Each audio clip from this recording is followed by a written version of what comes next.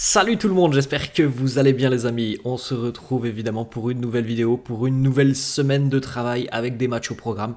Il n'y avait pas de match la semaine dernière pour les merengues, c'était repos, c'est terminé. Là, on entre évidemment dans la partie la plus intéressante de cette saison. Les matchs les plus importants arrivent pour le Real et ça commencera dès demain, 21h au Bernabéu.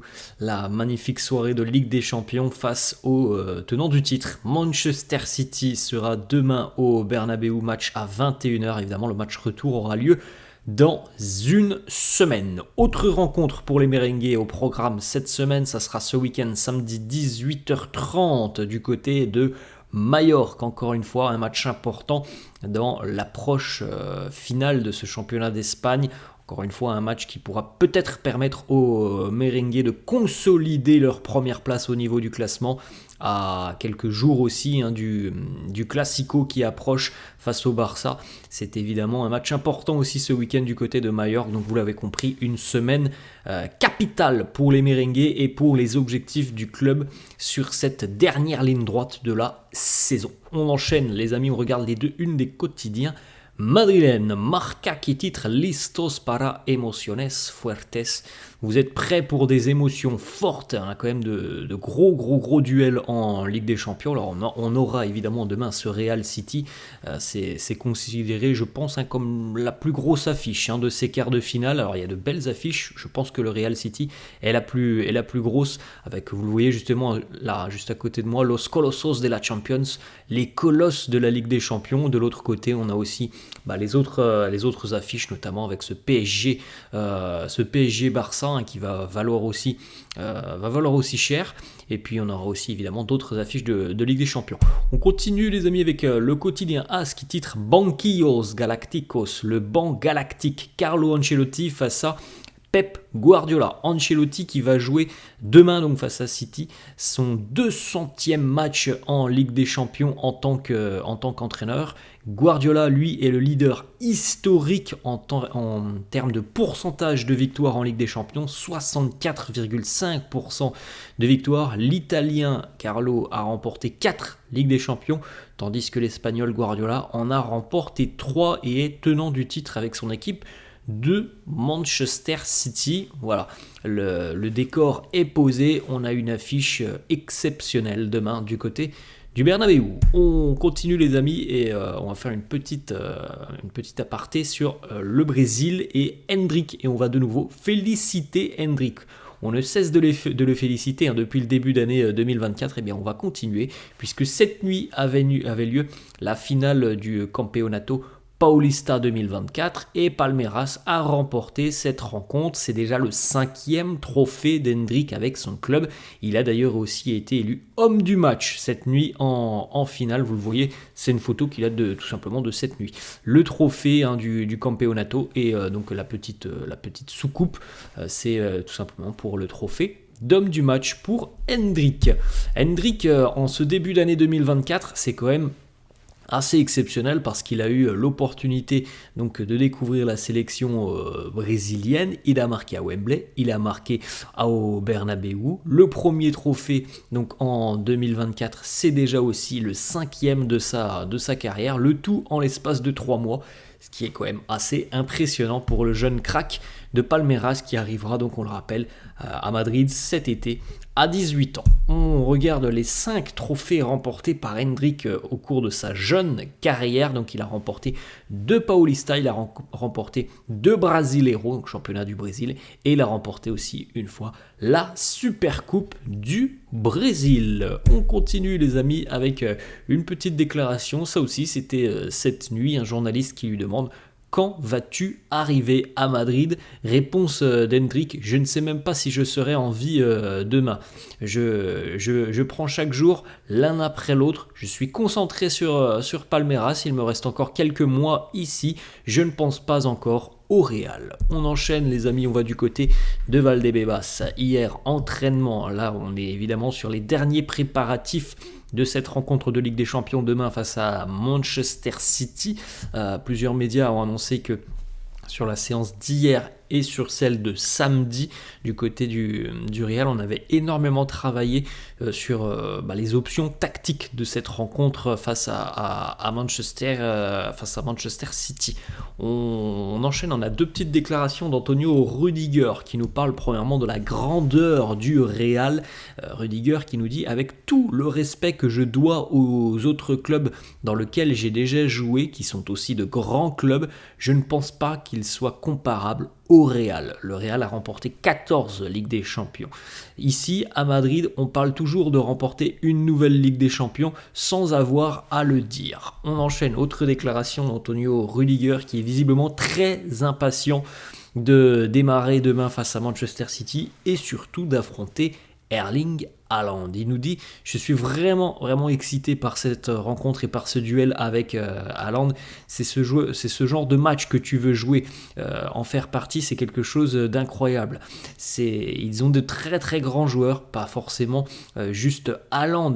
Évidemment, c'est un grand attaquant, mais je suis très excité par cette rencontre. Et je prépare cette rencontre de la même manière que j'ai préparé les autres.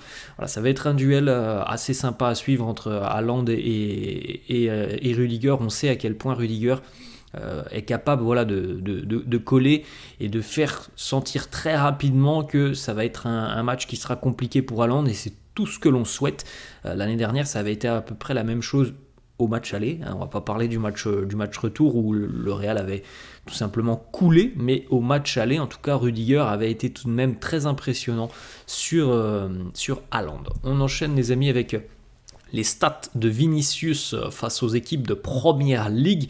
Il y a des stats assez positives, Vini face au club anglais, face à City, 2 buts et 1 passe D. Face à Liverpool, 5 buts et 2 passes D. Et face à Chelsea, il a délivré déjà 4 passes décisives. En totalité, Vinicius est impliqué sur 14 buts face à des équipes anglaises en 16 matchs, ce qui est quand même plutôt très intéressant. On enchaîne, les amis, on va continuer avec 2 informations concernant Vinicius. Le quotidien Marca qui nous annonce que Vini restera à 100% au Real des 2 parties, que ce soit le club et le joueur. Tout le monde veut continuer, on écoutera absolument aucune offre cet été en ce qui concerne Vini et encore moins en ce qui concerne le Real.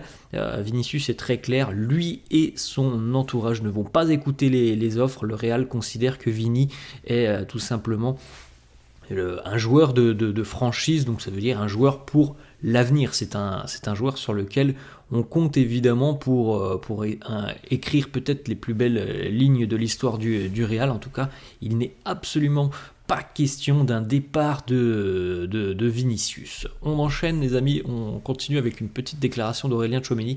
Alors hier, sur TF1, dans l'émission Téléfoot, on avait notamment une belle interview de Jude Bellingham, de ses coéquipiers, et puis pas mal de moments de sa jeune carrière, parce qu'il a déjà évidemment beaucoup d'expérience pour un très jeune joueur, Bellingham. Et on a Tchouaméni qui nous parle de Bellingham et qui nous dit: j'ai été surpris au début, maintenant je ne le suis plus. C'est quelqu'un qui est incroyable, il est exceptionnel, il va juste continuer à grandir et je pense devenir encore meilleur. Autre déclat, celle de Zinedine Zidane qui nous dit: Jude, il est incroyable. Tu peux imaginer ce qu'il va faire et pourtant il arrive tout de même à surpasser ce que tu peux imaginer de lui. Je suis un grand fan du joueur qu'il est. J'espère qu'il va remporter énormément de trophées. On continue, les amis, avec une information qui concerne le Bernabéu. À 24 heures maintenant d'affronter Manchester City, les ultras de la Grada du Real qui donc avaient demandé à ce que le Bernabéu soit vêtu de blanc pour affronter Manchester City demain. Alors, une grande majorité seront vêtus de blanc, mais certains supporters certains abonnés de la Grada ne veulent pas venir en blanc parce qu'il y en a qui ont été déçus que le Real joue face à Bilbao avec le maillot violet, parce que Voilà, c'est évidemment purement commercial que le Real ait joué en violet à domicile. Ça n'a pas plu aux supporters, ce que je peux comprendre. Le Real à domicile au Bernabéu, tu joues en blanc, c'est comme ça. Bon, les ont joué en violet, évidemment, c'était purement commercial. Ça n'a pas plu. Donc certains supporters refusent de venir en blanc demain, même s'ils seront là évidemment pour soutenir leur équipe. Ils ne veulent pas venir en blanc. On regarde les amis aussi, première petite photo du Bernabéu, les préparatifs en tribune, puisqu'il devrait y avoir une grosse animation commerciale, pas forcément un tifo, on n'en sait pas trop plus à l'heure actuelle, mais on voit déjà que sur les sièges derrière les buts, il semble qu'il y ait déjà soit des petits papiers, soit des petits drapeaux qui soient apposés, on voit se dessiner un petit peu le logo du Real, donc on devrait avoir évidemment une ambiance exceptionnelle demain du côté du Bernabéu. On va terminer à deux petites informations. Premièrement, l'arbitre de la rencontre face à Manchester City, ça sera un Français, François Le Texier, qui arbitrera donc demain cette rencontre. François Le Texier arbitrera pour la 3e fois de sa carrière le Real, l'année dernière en Ligue des Champions lors de la victoire 2-0 face à Chelsea, et puis donc cette année c'était en phase de groupe face au Napoli, la victoire 4-2 pour les Merengues. Espérons que ça fera 3/3 demain pour le Real. On termine les amis avec une petite information et une déclaration de Sergei Yakirovic, l'entraîneur du Dinamo Zagreb, et qui nous dit: Luka Modric de retour au Dynamo. Eh bien pour moi ça fait sens. Maintenant c'est à Luka de décider ce qu'il veut et ce qu'il souhaite pour son avenir. On a vu hier notamment le Dinamo Zagreb qui avait acheté une page du quotidien Marca avec voilà, ce petit message pour Luka, revient en gros avec le maillot du Dynamo. Maintenant on le sait, il y aura des discussions, peut-être que les discussions ont déjà eu lieu entre Luka et le Real. On sait fermement que le Dinamo Zagreb veut Luka Modric. On peut penser qu'il y a des clubs en Arabie Saoudite qui le veulent aussi, et on peut penser aussi qu'il y en a certainement du côté de la Major League Soccer, mais pour le moment, je pense que c'est un petit peu trop tôt pour être fixé sur l'avenir du numéro 10 croate. Voilà les amis, la fin de cette vidéo, j'espère que ça vous a plu. N'hésitez pas comme d'habitude à lâcher un petit pouce bleu. N'hésitez pas non plus à vous abonner à la chaîne. Nous, on se retrouvera demain avec la vidéo évidemment d'avant-match. On regardera notamment les déclarations d'avant-match de Carlo qui sera en conférence de presse aujourd'hui, accompagné normalement d'un joueur. Ça sera dans le courant de l'après-midi, voire même de la soirée. Et puis on regardera aussi évidemment les compos d'équipes probables et notamment le dilemme pour Carlo en charnière centrale, Tchouaméni ou Nacho. Voilà les amis, je vous laisse et je vous dis à la prochaine. Ciao.